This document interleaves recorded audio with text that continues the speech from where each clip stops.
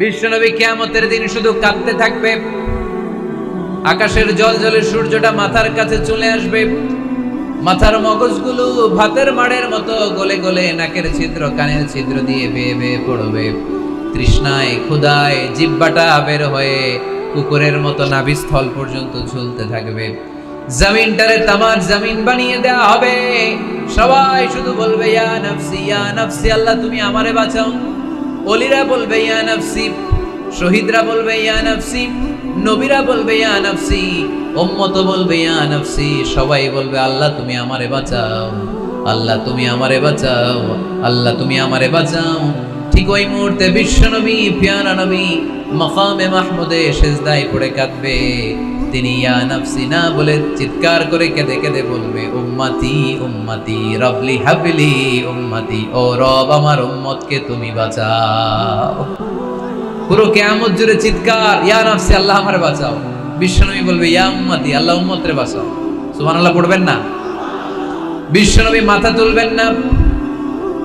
রব্বুল আলামিন সাইয়েদনা জিবরাইল আলাইহিস সালামকে পাঠাবেন, জিবরাইল যাও নবীকে জিজ্ঞেস করো ইয়া নবী আল্লাহি মা ইউবকি, কেন আপনি কাঁদেন?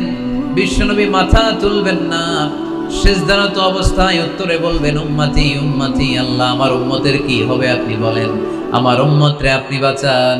সাইয়েদনা জিবরাইল এসে বলে ও মাবুদ আপনার নবী বলে উম্মতের কি হবে, উম্মতের কি হবে?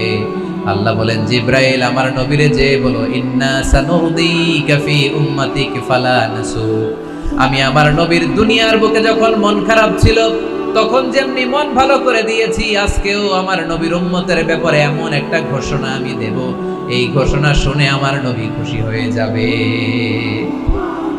সারা দুনিয়াতে দুনিয়ার বুকে নবী যখনই পেরেশান, নবীর মন খারাপ, আমি যেমনি মন ভালো করে দিয়েছি, আজকেও এই কিয়ামতের ময়দানে নবীকে এমন ঘোষণা শোনাবো, এই ঘোষণা শুনে আমার নবী খুশি হয়ে যাবে। চিল্লায় পড়তে হবে আল্লাহু আকবার। আল্লাহ তখন বলবে নবী মাথা তুলেন, মাথা তুলেন, ইরফা রাসাক, নবী মাথা তুলেন, সাল তুতা, আপনার কান্না আমার সহ্য হয় না, সাল তুতা, যা চাবেন তাই দেব। ইশফা তুশাফা, যার ব্যাপারে আপনি আজকে সুপারিশ করবেন তার জন্য আমি সুপারিশ কবুল করে নেব। ওয়া সাউফা ইউতিকা রাব্বুকা ফাতারদা, নবী এমন এমন জিনিস আপনারে দেব আপনি খুশি হবেন। তারপরে নবী খুশি হবেন না, নবী অস্থির হয়ে থাকবেন আমাদের জন্য। একটা পতাকা নিয়ে আমাদের সবাইকে নিয়ে আমার নবী পেয়ারা নবী জান্নাতের দরজার মধ্যে একটা ধাক্কা দিবেন, করেন আল্লাহু আকবার। জান্নাতের রক্ষী ফেরেশতা বলবে মান আনতা, আপনি কে? বিশ্বনবী বলবেন আনা মুহাম্মদ, আমার নাম মুহাম্মদ সাল্লাল্লাহু। মুহাম্মদ শোনার পরে গার্ড অফ অনার দিয়ে বিশ্বনবীর জন্য জান্নাতের বিশাল দরজাগুলো খুলে দেয়া হবে।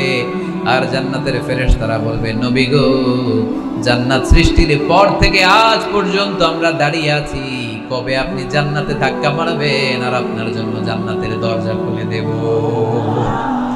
আপনার আগে যেন কারো জন্য জান্নাতের দরজা খোলা না হয়, এ ব্যাপারে আমাদেরকে কঠোর নির্দেশনা দিয়েছে কে? বিশ্বনবী লক্ষ লক্ষ কোটি কোটি উম্মতে মুহাম্মাদীকে নিয়ে সেদিন জান্নাতের ভেতরে যখন ঢুকবেন তখন বিশ্বনবীর মনটারে খুশি করে দিবে কে? ওয়ালা সাউফা ইউতিকা রাব্বুকা ফাতারদা, নবী হে এমন এমন জিনিস আপনারে আমি দান করব, আপনি খুশি হয়ে যাবেন। তার মানে মন খারাপ হলে নবীর মন ভালো করে কে? জোরে বলতে হবে। আপনারা ঘুমায় গেছেন, এরপরে নবীর আল্লাহ স্মরণ করায় দিচ্ছেন আলাম ইয়াজিদিকা ইয়াতীমান ফাআওয়া ওয়া ওয়াজাদাকা দাল্লান ফাহাদা, নবী গো আমি কি আপনার ইয়াতীম পাই নাই, তারপরে আমি কি আপনার লালন পালনের ব্যবস্থা করি নাই? সুবহানাল্লাহ পড়েন। আমার নবী ইয়াতীম হয়ে বড় হয়েছে, জানেন? ইয়াতীম হয়ে লালিত পালিত হয়েছেন। তিনি যখন মায়ের পেটে বিশ্বনবীর বাবাকে নিয়ে গিয়ে তুলে নিয়েছে কে? 6 বছর বয়সে মাকে তুলে নিল কে? দাদা আব্দুল মুত্তালিবের কাছে লালিত পালিত হলেন। 8 বছর বয়সে দাদাকেও নিয়ে গেল কে? এরপরে ইয়াতীম নবী চাচার কাছে লালিত পালিত হলেন। সুবহানাল্লাহ পড়েন। এজন্য আল্লাহ বললেন আওয়া আলাম ইয়াজিদিকা ইয়াতীমান ফাআওয়া, নবী হে আমি কি আপনার ইয়াতীম পাই নাই আর আপনারে কি আমি আপনার চাচার কাছে লালন পালনের ব্যবস্থা করে দেই নাই? তো এই ছোট্টবেলায় আপনি ইয়াতীম, আপনারা দেখার কেউ নাই, তখন যদি আমি আপনারা সাহায্য করতে পারি, ওই আল্লাহ এখনো আসি না নাই? বিপদের কালে আমার নবীরে সাহায্য করে উত্তরণের ব্যবস্থা করেছে যে মুসলমানদের এই ক্রান্তি লগ্নে মুসলমানদের সংকট দূর করার জন্য আমার আল্লাহর রহমত আজও আছে না নেই? পরীক্ষা দিতে হবে, আমাদের পরীক্ষায় পাশ করতে হবে। ওয়ালা তাহিনু ওয়ালা তাহজানু ওয়া আনতুমুল আ'লাউনা ইন কুনতুম মুমিনিন। ভয় পেও না, নিরাশ হয়ো না, হতাশ হয়ো না, বিজয় তোমাদেরই হবে যদি মুমিন হও। চিল্লায় বলেন ঠিক কি না? আলাম ইয়াজিদকা ইয়াতীমান ফাআওয়া, নবী আপনার ইয়াতীম হিসেবে পেয়েছি, তখন আপনারে আশ্রয় দিয়েছি। তারপরে আল্লাহ বললেন ওয়াজাদাকা দাল্লান ফাহাদা, আপনারে আমি দল্লান হিসেবে পেয়েছি, তারপরে রাস্তা দেখিয়েছি। আপনি রাস্তা খুঁজছিলেন। দল্লুন শব্দের অর্থ গোমরা, পথহারা, কিন্তু রাসূল সাল্লাল্লাহু আলাইহি ওয়াসাল্লামের ক্ষেত্রে এই অর্থ করা যাবে না। আমার নবী গোমরা ছিলেন না, আমার নবী পথভ্রষ্ট ছিলেন না। যদিও অফিশিয়ালি আমার নবী 40 বছর বয়সে নবী হয়েছেন, কিন্তু 40 বছরের আগের জীবনীটাও আমাদের জন্য অনুপম আদর্শ আর নমুনা। চিল্লায় বলেন ঠিক কি না? 40 বছর আগেও নবী সত্য কথা বলতেন। 40 বছর আগে তিনি দান করতেন। নবী হওয়ার আগেও তিনি আত্মীয়দের সাথে সুসম্পর্ক রাখতেন, মানুষের বোঝা বইয়ে দিতেন। সত্য যেখানে বিপন্ন, সাহসী সৈনিক হয়ে বিশ্বনবী দাঁড়িয়ে যেতেন। চিল্লায় এখন ঠিক কি না? এজন্য আল্লাহ বললেন ওয়াজাদাকা দাল্লান ফাহাদা, নবী আপনি পথ খুঁজছিলেন, আমি আপনারে পথ দেখিয়েছি। আমাদেরকে পথ দেখায় কে? রাসূল সাল্লাল্লাহু আলাইহি ওয়াসাল্লাম মহাসত্যের অনুসন্ধান করছিলেন। দল্লান অর্থ এখানে পথহারা, পথিকের মতো আপনি খুঁজছিলেন কই যাবেন, ডানে না বায়ে। মাঝে মাঝে আমাদের এরকম হয় না, চুয়াডাঙ্গা থেকে কুষ্টিয়া কি এই রাস্তায় যায় না এইটাই যায়, বুঝতে পারতেছি না তো। অনেক রাতে যদি রওনা দেন, কেউ বলারও নাই, দেখা দেওয়ার মধ্যে কেউ নাই, বাজার টাজার বন্ধ, মাঝে মাঝে আমরা ঝামেলায় পড়ে যাই। আমরা যারা বক্তা, আমরা ঝামেলায় করি বেশি। অনেক রাতে রাতে বাড়িতে ফিরি, এই জেলা থেকে ওই জেলায়, রাত 3টার দিকে লোক নাই, ডানা যাবো না বায়ে যাবো। পুলিশ ভাইরা মাঝে মাঝে সহায়তা করে, অনেক সময় পুলিশও নাই, তখন ভরসা একজনের উপর, তিনি কি? তো রাসূল সাল্লাল্লাহু আলাইহি ওয়াসাল্লাম সত্যের পথ খুঁজছিলেন, ডানে না বায়ে। আল্লাহ বললেন বায়ে না, ডানে যান। ফাহাদা, আল্লাহ হেদায়েতের রাস্তায় তুলে দিলেন। সুবহানাল্লাহ পড়েন।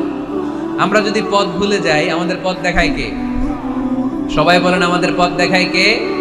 আমি যদি কোনদিন পথ ভুলে যাই, হাতছানি দিয়ে কাছে নিও, মমতার বন্ধনে আমায় বেঁধে সব ভুল ক্ষমা করে দিও। পড়েন, আমি যদি কোনদিন পথ ভুলে যাই, হাতছানি দিয়ে কাছে নিও, মমতার বন্ধনে আমায় বেঁধে সব ভুল ক্ষমা করে দিও। পড়েন আমিন।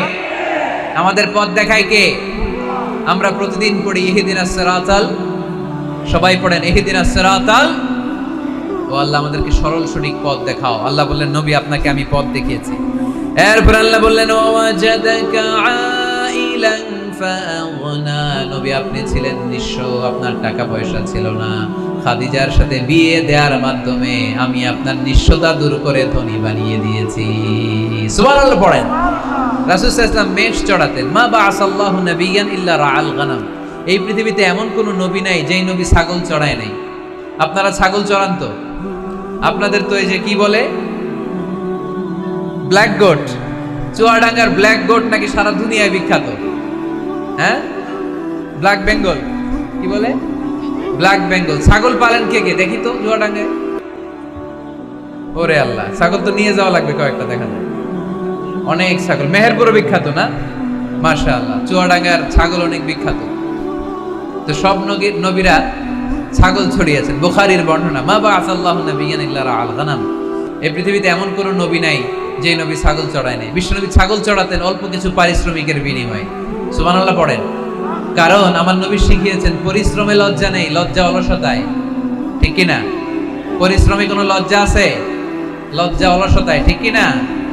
রাসূল সাল্লাল্লাহু আলাইহি ওয়াসাল্লামের টাকা পয়সা ছিল না।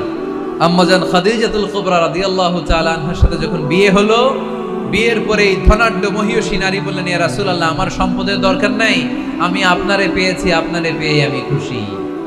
আমার সব সমুদয় সম্পত্তি আপনার পায়ের সামনে আমি ঢেলে দিলাম, আপনি ইচ্ছা মতো ইসলামের জন্য, ইসলাম প্রচারে এই সম্পদ ব্যয় করা শুরু করে দেন। সুবহানাল্লাহ পড়তে পারলেন না? ওয়াজাদাকা আইলান ফাআগনা, তাফসিরে এসেছে ফাআগনা বিখাদিজা। নবী আপনি ছিলেন নিঃস্ব, দরিদ্র, টাকা পয়সা ছিল না, খাদিজার সাথে বিয়ের মাধ্যমে আমি আপনার ধনী বানাই দিলাম। তার মানে নবী আপনি ছিলেন ইয়াতীম, আপনার আমি লালন পালনের ব্যবস্থা করে দিলাম। আপনি পথ খুঁজছিলেন, কোন পথে আগাবেন, পথ দেখাইয়া দিলাম। আপনি নিঃস্ব ছিলেন, আমি আপনার লালন পালনের ব্যবস্থা করে দিলাম, পথ দেখাইয়া দিলাম। আপনার টাকা পয়সা ছিল না, খাদিজার সাথে বিয়ের মাধ্যমে ধনী বানাইয়া দিলাম। সুবহানাল্লাহ। নবীর মন খারাপ তো, নবীর মন ভালো করার চেষ্টা করতেছে। দেখেন বন্ধু বন্ধু রাগ ভাঙায় কি করে। ও নবী আপনি রাগ করেন কেন? ওই যে আপনি ছোটবেলায় কষ্টে ছিলেন, আমি তো ঠিক করে দিলাম সব। ও নবী আপনি পথ খুঁজতেছিলেন, বিপদে ছিলেন, আমি তো পথ দেখাই দিলাম। টাকা ছিল না, বিয়ের পরে টাকার ব্যবস্থা করে দিলাম। তো আপনার টেনশন কিসের? টেনশন তো আমি আল্লাহ। চিল্লায় বলেন ঠিক কি না? মুমিন কখনো টেনশন করে না। মুমিন তার সব কিছু ন্যস্ত করে দেয় একজনের উপর, তিনি কে?